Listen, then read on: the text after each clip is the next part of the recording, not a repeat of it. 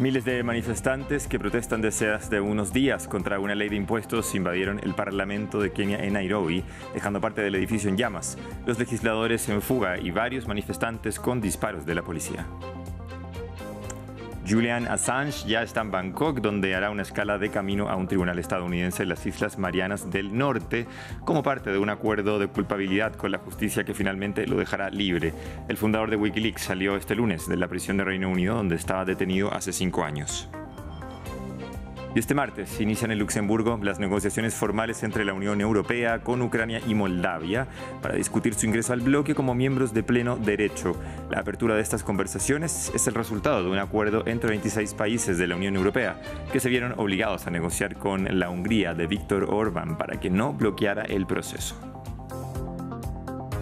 Hasta ahora actualizamos las noticias en France 24. Soy Francisco Velasco de la Fiori. Gracias por acompañarnos.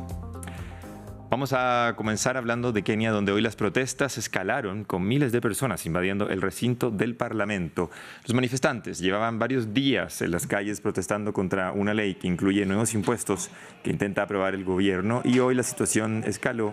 Los manifestantes entraron al Parlamento luego de que este votara a favor de la ley. Parte del edificio está en llamas y se reportan varios manifestantes impactados por disparos de la policía. Hoy se esperaba la convocatoria a una huelga general, mientras que el número de heridos en los enfrentamientos llega a 200 y alrededor de 100 personas han sido arrestadas. Estamos aquí como jóvenes y como pueblo para comunicarnos y rechazar el proyecto de ley de finanzas. Nuestras vidas son duras, la gente está luchando, la gente no puede conseguir suficientes lugares donde quedarse, no tiene comida. Las familias, los padres, no podemos llevar comida a nuestras mesas. Necesitamos cambios en este país y este proyecto de ley de finanzas no traerá ese cambio. Continuamos con una fotografía que ha estado dando vuelta por todas las redes sociales. En ella se ve al fundador de Wikileaks, Julian Assange, como vemos en pantalla, en el avión mientras se aproxima a Bangkok, donde ya aterrizó para continuar rumbo a las Islas Marianas del Norte, territorio estadounidense, donde este miércoles comparecerá ante un tribunal federal. La esposa de Assange, Stella Assange, dijo este martes que siempre había creído que llegaría el momento en que su marido sería liberado. Escuchemos sus declaraciones. Así que tengo ambas emociones. Tengo un poco de ira y la incredulidad de que esto realmente le ha sucedido a Julian y a nosotros.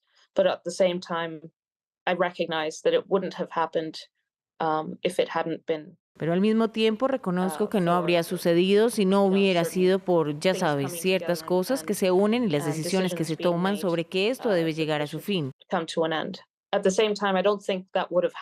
Al mismo tiempo, no creo que hubiera sucedido si no hubiera sido por el increíble apoyo que ha habido para Julian y que se ha ido construyendo a lo largo de los años, que es global, que es a través de, ya sabes, todos los sectores, todas las políticas. Cambiamos de tema y hablamos del inicio de las negociaciones entre la Unión Europea con Ucrania y Moldavia para discutir el ingreso de ambas naciones al bloque. Se trata de un importante paso simbólico y político que comenzó este martes. Y si bien las conversaciones entre los 27 miembros se abren formalmente, la línea de meta aún está muy lejos. Más detalles en el informe. Las negociaciones entre los 27 y Ucrania comprenden la fase más larga y compleja del proceso, un periodo que duró 8 años para Croacia, el último país en incorporarse a la Unión. La semana pasada, el presidente ucraniano Volodymyr Zelensky dijo estar preparado. La Unión Europea ha aprobado un marco de negociación para Ucrania, por el que hemos luchado a varios niveles. Este marco determina el formato y el procedimiento de las negociaciones de adhesión con nuestro país. Como todos los países candidatos, Ucrania tendrá que cumplir una serie de condiciones para la adhesión. El país debe tener instituciones estables que garanticen la democracia y el Estado de Derecho.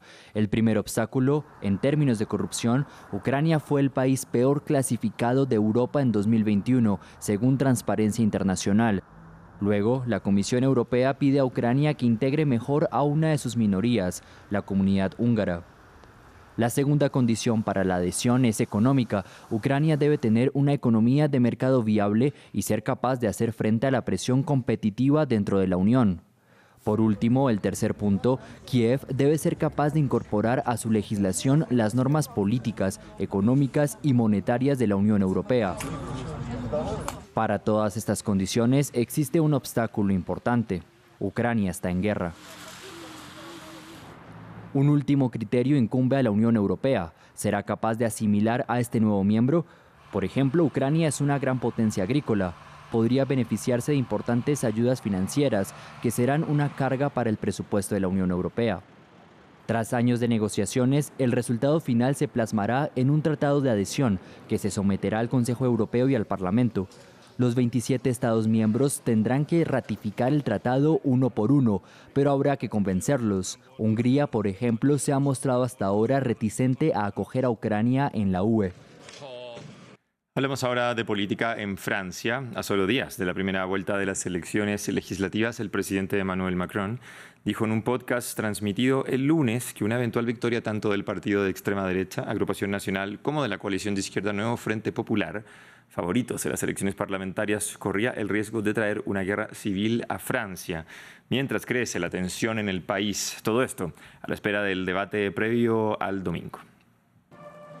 El debate político en Francia se enardece con las elecciones cada vez más cerca. Durante una entrevista, el presidente del país, Emmanuel Macron, comentó sobre cómo sus principales adversarios políticos, refiriéndose a la extrema derecha y a la izquierda, podrían afectar la integridad del país. Si on va au bout de votre raisonnement, le pays explose ou c'est la guerre civile. Si llevamos su razonamiento a una conclusión lógica, o el país explota o estalla una guerra civil, y ahí es donde no estoy de acuerdo con ambos extremos y con quienes lo siguen. Y también es sobre lo que me gustaría alertar a la gente. He asumido su mensaje y creo que debemos ir mucho más rápido y mucho más duro en materia de seguridad. Una declaración que fue recibida con rechazo por parte de sus contendientes, quienes señalaron al mandatario como el verdadero problema. Él no ha cambiado mucho. Realizó todas las campañas presidenciales diciendo «soy yo o el caos». Creo que los franceses se han dado cuenta que él es el caos. Personificó al caos desde que fue elegido la primera vez y creo que su argumento es muy débil y demuestra que sabe que ya ha perdido estas elecciones. La izquierda también criticó la declaración del presidente, atribuyéndole la responsabilidad de la enorme polarización que vive la sociedad francesa. Por el momento, él es quien ha provocado una guerra civil en Nueva Caledonia, al haber deportado a Francia a personas que fueron arrestadas allí. Ya sabes, hubo 4 líderes kanakos que fueron arrestados allí y fueron llevados a más de 17.000 kilómetros de sus hogares. En cuanto al señor Macron, no digo que debería permanecer en silencio, pero tal vez que cuide sus palabras.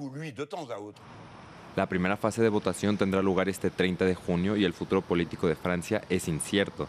Mientras Macron intenta mostrarse como la opción de centro, su partido se encuentra fuertemente debilitado. Vamos ahora hasta Israel. La Corte Suprema de ese país dictaminó este martes por unanimidad el fin de la exención del servicio militar para jóvenes judíos ultraortodoxos. La decisión podría generar división en la coalición del gobierno de Benjamin Netanyahu, ya que 2 partidos ultraortodoxos forman parte de ella, una medida que causó reacciones en este sector. Este fallo en realidad no tiene ninguna implicación práctica. Es más una declaración, más que cualquier otra cosa. No añade nada a la cuestión de la defensa en este momento, así que es muy difícil dar crédito a esta sentencia que no significa mucho. De hecho, el Tribunal Superior no debería haber interferido en lo absoluto en este asunto. Nuestra corresponsal para Israel y los territorios palestinos, Yanira Gómez Muñoz, nos amplía sobre este tema. En un fallo unánime, los 9 jueces de la Corte Suprema de Israel han ratificado que ya no existe un marco legal que mantenga las exenciones para los judíos ultraortodoxos y que el Estado debe comenzar a incluirlos en el servicio militar obligatorio. Es una sentencia que pone más presión a la coalición de Netanyahu, que depende de los 2 partidos jaredíes para mantenerse en el poder, y sus líderes llevan tiempo amenazando con una disolución si se produce en efecto el reclutamiento de estudiantes de seminarios religiosos a los que también se les quitarían los subsidios si se niegan a servir. En su dictamen, los jueces justificaron que, literalmente, en el apogeo de una guerra difícil, la carga de desigualdad es más aguda que nunca, y es que la invasión israelí en Gaza y los enfrentamientos con Hezbollah han acelerado un debate histórico sobre las exenciones a hombres religiosos, mientras más de 300.000 reservistas movilizados se han visto obligados a extender su servicio por falta de personal en el ejército. Es por esto que los movimientos civiles de protesta Francia y referentes de la oposición han celebrado este fallo, mientras que líderes de los partidos ultraortodoxos han acusado a los jueces de no entender el valor de los estudios de la Torá y se han mostrado desafiantes sobre un eventual llamado a filas. Sin embargo, aunque la Corte ordena iniciar este reclutamiento de este sector, los jueces se han abstenido de dictar cuántos de los 63.000 elegibles deben ser llamados o cómo se debe llevar a cabo ese proceso, dejando algo de margen de maniobra al gobierno. La apuesta de la coalición de Netanyahu es un proyecto de ley originalmente presentado por Benny Gantz en 2021 que está siendo tratado en el Parlamento y que prevé bajar de 26 a 21 la edad de exención de los estudiantes de yeshiva y reclutarlos gradualmente. Pero es un texto que hoy no conforma ni al propio Gantz ni a todos los miembros de la alianza gubernamental, que piden un reclutamiento más inmediato.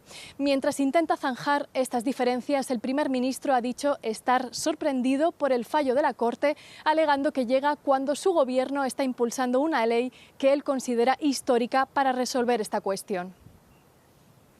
A escasos días de que se celebren elecciones en Irán, las presidenciales, Naciones Unidas dice que Teherán no ha cumplido con sus compromisos contemplados en el acuerdo nuclear y alerta que los niveles de uranio enriquecido por la República Islámica son muy preocupantes. Jesús Yajuré nos amplía en el informe. Alerta sobre el programa nuclear iraní. Naciones Unidas dice que los niveles de uranio enriquecido por Teherán son muy preocupantes y alerta de que Irán ha dejado de cumplir sus compromisos contemplados en su acuerdo nuclear. Irán no ha dado marcha atrás en ninguna de las medidas incompatibles con sus compromisos relacionados con la energía nuclear que ha adoptado desde mayo de 2019. Embajadores expresaron preocupación por los informes del Organismo Internacional de Energía Atómica, que apuntan a una escalada en las actividades nucleares de Irán, y alertaron de que las reservas de uranio enriquecido superan los niveles establecidos. Las existencias de uranio enriquecido de Irán superan ya en más de 30 veces el límite establecido en el acuerdo nuclear iraní. Irán está aumentando sus reservas hasta niveles sin precedentes para un Estado que no tiene un programa de armas nucleares. Tal actividad no tiene justificación civil creíble.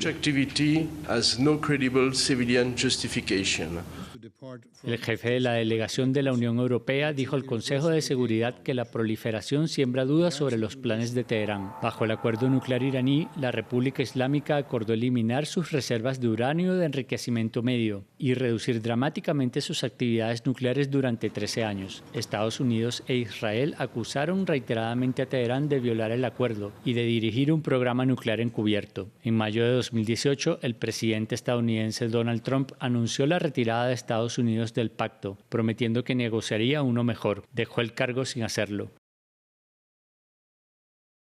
Continuamos con la visita de Estado que el emperador Naruhito de Japón realizó a Reino Unido. El rey Carlos III y la reina Camila dieron la bienvenida al emperador japonés y a su esposa Masako en Londres este martes, marcando el inicio de una visita de Estado de 3 días que incluye un desfile militar, una procesión de carruajes y un banquete de Estado. Seguimos avanzando. Las muestras recolectadas por la sonda china Chang'e 6 por primera vez en el lado oscuro de la Luna ya están en la Tierra. La cápsula espacial aterrizó este martes en la región autónoma de Mongolia Interior, al norte de China. Chang'e 6 es una de las misiones más complejas y desafiantes de los esfuerzos de exploración espacial del gigante asiático hasta la fecha. Compuesto por un orbitador, un retorno, un módulo de aterrizaje y un ascendente, fue lanzado el pasado 3 de mayo. Ya está de regreso y esta fue calificada como un completo éxito por la Administración Nacional del Espacio Aéreo de China. Y vamos a cerrar con información deportiva porque avanza la fase de grupos de la Eurocopa en Alemania. Por el grupo D, Francia cierra hoy su camino por la primera fase y lo hace ante el único eliminado de su llave, Polonia, con la expectativa de recuperar a Kylian Mbappé, que ya entrena con el equipo todavía con la máscara protectora luego de la fractura de nariz que sufrió en el primer partido de la Copa. Y por el partido del grupo de Países Bajos se mide ante Austria. Cerramos entonces con esta información de deportes. Continúa en France 24, ya regresamos con más noticias.